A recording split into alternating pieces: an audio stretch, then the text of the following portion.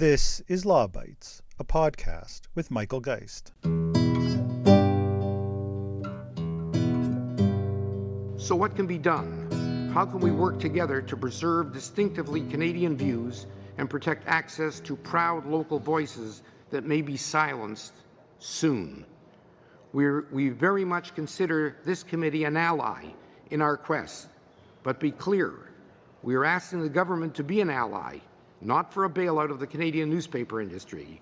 As this committee prepares recommendations to take back to the House, we respectfully submit that there are things that the government can do to help preserve our industry.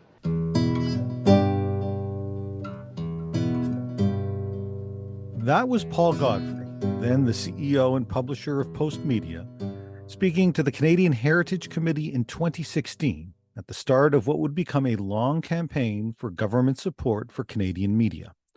It started in that appearance with calls for more government advertising and policies to encourage others to advertise in Canadian media. Over the years, it would expand to direct government support, tax credits, and most recently, mandated payments for links found on internet platforms such as Google and Facebook. Godfrey's comments come to mind as this past week, Bill C-18 passed the House and Senate and received royal assent. As I record this, Meta has confirmed that it will be blocking news sharing on its Facebook and Instagram platforms, given the economic costs and uncertainty with the law, while Google is reportedly in discussions with the government about whether regulations might be crafted in a way to avoid a similar outcome. I've covered Bill C-18 extensively on this podcast and on my website, but the history behind the legislation and associated lobbying provides valuable context for the current situation. Marc has written several books on the newspaper industry, and his most recent work, The Postmedia Effect, helps make sense of Bill C-18 as a continuum of lobbying for government support that has resulted in hundreds of millions of dollars. He joins me on the podcast to discuss.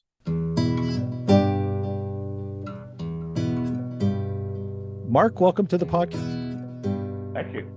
Yeah, thanks so much for coming on. You know, we're recording this less than 24 hours after Bill C-18, the Online News Act, received royal assent, and the responses from the two targeted internet companies were pretty swift.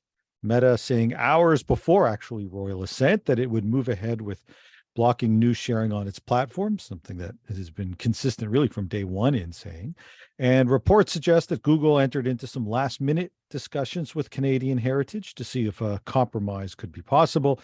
As we record this, there haven't been any further reports on how those discussions have gone. Now, I was really pleased that you were able to come on the podcast because your new book, The Postmedia Effect, I think provides truly invaluable context for how we got here and for understanding what's taking place right now with respect to this legislation and where industry is at. In fact, I think, anyone who takes the time to read it can see how this result really is the result of years of lobbying by the industry, and in some instances, largely driven by a desire to keep really the interest payments flowing, in one case, largely to hedge funds. So I want to unpack that history, but before we get going, really can't avoid asking you for your take on the bill and the responses that we've seen. Well, it's been quite disturbing, to watch the whole process unfold and to read your blog entries, which have chronicled it extremely well. It's quite obvious that the fix has been in for more than a year now. It's been kind of like watching a slow motion train wreck. You can't look away, but you know what the end result is going to be. I think it's an example of a government deciding on its policy objectives and then using whatever is in its power to make it happen. I think it's very bad legislation and will backfire disastrously. It's a classic lose, lose, lose, as I have put it. Canadians will lose the ability to share links with their friends on Facebook. News media will lose page views for those links that aren't shared, and I imagine that Facebook will also lose out on the opportunity to collect some data on us. So I think it's very misguided legislation. Yeah, no, I think we certainly agree on the notion that there are no winners here, and that at the end of the day, it's not great for Facebook. It's definitely not great for Canadians who use Facebook. Sometimes to find news and click through on it, and it's not great for the news entities, and I don't think it's great for the government that clearly had certain expectations and I think made a bad bet about whether or not all of this might have been a bluff or not. Now, as I mentioned off the top, your book places this entire situation, I think, into some really valuable historical context. I know that your work goes back much further, but I wanted to start where you do in this particular book in 2016. And a Postmedia, of course, one of the dominant players in Canada when it comes to conventional print newspaper sector, faced with $672 million in debt to U.S. hedge funds that you indicate was generating $82 million in operating revenue, but sending 72 million of that to service the debt right back to the hedge fund. Now, it seems to me that lies at the heart of two key developments: the desire for that company to cut costs, as well as search for other sources of revenue, and much of that search leading it to government in the hope for government intervention. Can you expand a bit on where we were at that time and how that kind of sparked the sort of lobbying effort and the legislative reform that we've experienced over the last number of years? Yes, well, the story sort of starts with the recession of 2008, 2009, which left many media companies overextended with debt. And in Canada, it was worse than in other countries because convergence was the newly government-approved business model, which soon went down in flames, particularly with the bankruptcy of CanWest Global Communications, which owned the third television network, Global TV, and had bought the Southern newspaper chain, which I used to work for a tremendous price of about $4 billion. And so it was heavily in debt and went bankrupt as a result of this debt, which the U.S. hedge funds had bought up at pennies on the dollar on the bond market, and then used it to take over the newspaper division of CanWest, the former Southern chain. And they did the same thing in the U.S. with several different chains. I think they now own about 7 of the top 10 in the U.S. and the top 2 in Canada, because after they took over the Southern chain, they soon bought the Sun Media chain. But the money-making scam is that they've kept the rest of that debt, hundreds of millions, on the books of the company, so that it has to pay them first, not the shareholders, but the bondholders.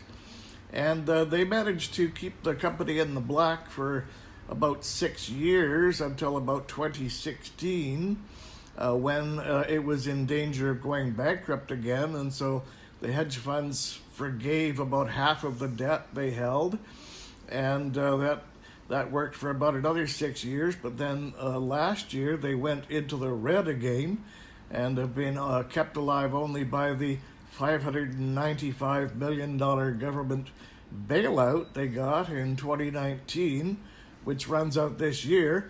So they have been demanding for the past year or so that Google and Facebook bail them out, which is where we are now. Saddled with significant debts, they look for either cutting costs or for some forgiveness of debt, as you mentioned, but notably government intervention and support through legislative reform in different ways. And I think that the starting point that you identify for that is the Shattered Mirror report. How did that come about? Who was behind it? And what were some of the recommendations coming out of that report? Well, what happened was after Postmedia bought the Sun Media chain, they had both daily newspapers in 4 of Canada's 6 largest cities, which caused some concern, but they promised that they would keep separate newsrooms. That didn't last very long. In 2016, they merged their newsrooms in Ottawa, Edmonton, Calgary, and Vancouver. And I knew from my research on the partnership between the Vancouver Sun and Province, which was my doctoral dissertation and my first book, I knew that they had promised from the very beginning in 1957 to keep separate newsrooms forever. So I went to see Hedy Fry here in Vancouver. She's the MP for Vancouver Centre, and she was as outraged as I was. And a few weeks later, the Liberal government had just been elected in the fall of 2015. A few weeks later, she convened hearings in Ottawa, which sat for about a year, and its report wasn't issued until the middle of 2017, which is quite harshly critical of Postmedia and urged ownership reform and also some industry assistance. In the meantime, however, her committee was supposed to travel across the country to get the situation on the ground in the summer of 2016, but the funds apparently weren't available in its budget, so that function was farmed out to this think tank, the Public Policy Forum, which was newly headed by Edward Greenspan, a former editor of the Globe and Mail. And it did a report which, well, let's just say it was not harshly critical of Postmedia, hardly mentioned problems like ownership concentration or foreign ownership, and was filled with misinformation, but somehow became the gospel in the industry. It's interesting that the origins really come out even out of a committee process. And Dr. Fry is still today the chair of the Standing Committee on Canadian Heritage. What were some of the recommendations, though, or particularly ones that might have ultimately played into actual government reform? Well, the report urged government aid for the industry, painted a very dire picture of what might happen if it didn't get it. And so the first thing that happened was the local journalism initiative in 2018, $50 million over 5 years to improve reporting in underserved communities. But publishers kind of turned their nose up at that. They called it a Band-Aid solution. They weren't concerned so much about filling gaps in underserved communities. They wanted a full bailout, and they put on a full court press to get one. The lobbying pressure became quite intense. At one point, most of the major dailies across the country ran blank front pages, except for the Globe and Mail, which was a notable exception. But Torstar was front and center in this campaign, as well as Postmedia. But Postmedia kind of stays in the background and lets the industry association News Media Canada do most of its talking. Okay, so the local journalism initiative, the LJI, is kind of the government's first response coming out of this process. It put some money on the table, but you suggest that the industry isn't all that impressed. So lobbying intensifies. That leads, as you point out in the book, to a series of larger policies in the 2019 budget. So we can see this playing out over several years, most notably the labor journalism tax credit. You know, what's the value associated with some of those reforms, and is the industry satisfied at this point in time with government starts putting some more significant money on the table? Well, the bailout was $595 million over 5 years, announced in late 2018, took effect the following year, and is running out at the end of this year. And notably at the time, Postmedia had Paul Godfrey said, if we can't do it in 5 years, we're probably not going to do it, which means he's talking about the transition to a digital publication. Other newspapers have been fairly successful in this, most notably the Globe and Mail, which has hundreds of thousands of subscribers. There are 3 parts to the bailout, most notably the tax credits for what are called qualified Canadian journalism organizations, and they get a 25% rebate basically on the salary of the journalists that they employ up to a certain limit. And there's also a provision for media to convert to non-profit status, which a few have done, but not too many.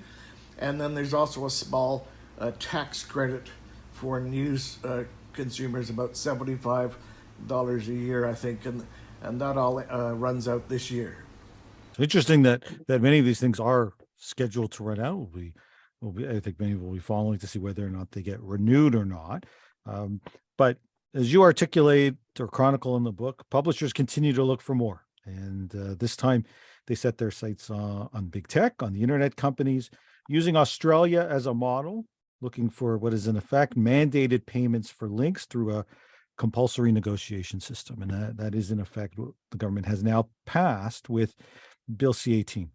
You have some thoughts on how that process played out, how we moved from, as you suggest, starting with a think tank report and some modest support for local journalism to hundreds of millions of dollars in a budget to suddenly now potentially hundreds of millions more, but this time coming from big tech itself. Yes, well, like I say, this process really began about 2009 when Rupert Murdoch began demanding that Google compensate his newspapers.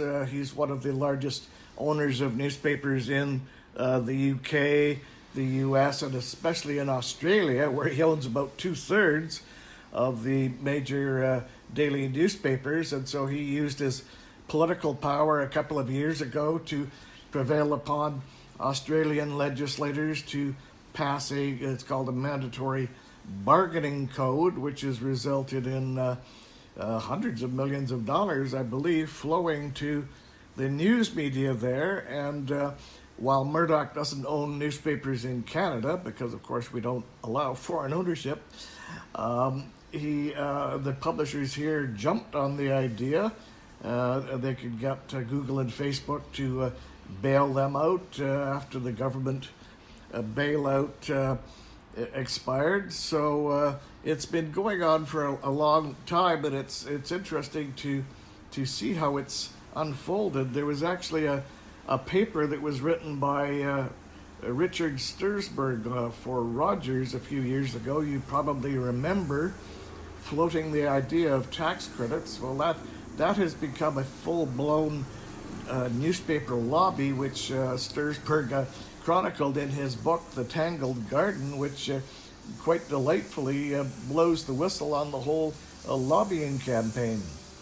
You mentioned lobbying, and one of the things that's been pretty striking about this legislation for anyone, certainly that's been paying pretty close attention, has been this intense, persistent lobbying campaign for government intervention.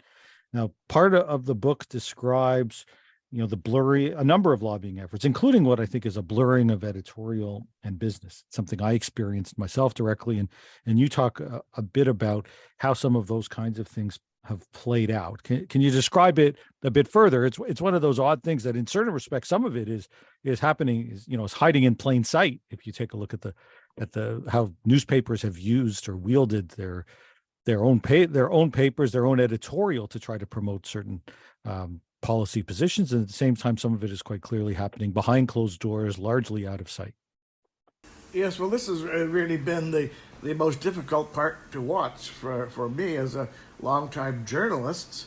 What rankles me is the imbalance of coverage, where it's almost been 100% pro bailouts, and also, as you mentioned, the corporate censorship of much of the commentary, which you've experienced, and Professor Winsick at Carleton has experienced. This is really antithetical to the principles of journalism, which are provide for a forum of discussion and balanced coverage. What we've seen in Canada's press over the past couple of years has been nothing resembling balanced. Many papers or many entities using or wielding some of that power to promote their views. You also talk about sort of the quieter lobbying campaign. Can you talk about some of the figures that have played a significant role in seeking to influence government policy in that way? Yes, well, going back to Stursberg's book, where he talks about being invited by Paul Godfrey, the CEO of Postmedia at the time, to have dinner with his board of directors to spell out his plan for tax credits. They loved the idea, and so Godfrey set about assembling what I call the newspaper lobby, which involved not only Stursberg, but also came to include Ed Greenspon at the Public Policy Forum. They began working together, and of course the Industry Association, News Media Canada, there's been quite a lobbying effort. The Postmedia executives having many meetings with bureaucrats in Ottawa, but the main breakthrough came when they hired a very high-powered lobbyist in Ottawa, Isabel Metcalf. It was at one point she was ranked the second most powerful lobbyist in the capital, and she was able to get right into the corridors of power and meet with actual cabinet ministers, not just ministerial aides. And very quickly thereafterwards, you got the $595 million bailout. In some ways, this sort of brings us, I think, a full circle. We started our conversation talking about major debts that a company like Postmedia faced, in its effort to both reduce its costs, which have led to the layoffs, which then create a growing momentum for government intervention, and the company's anxious to see that kind of government intervention. And the biggest, so the crowning achievement, at least so far in all of that, quite clearly, is Bill C-18. So there's going to be a period of developing regulations. It's going to take perhaps as much as 6 months to see that play out. We already have Meta saying that their platforms, Facebook and Instagram, will be out. Reports of Google seeking to find some sort of compromise on this. I guess to wrap up, my question for you is, in light of your longstanding work, both this latest book, The Postmedia Effect, but some of the prior books that you've done, really chronicling the evolution of this industry in Canada now for several decades.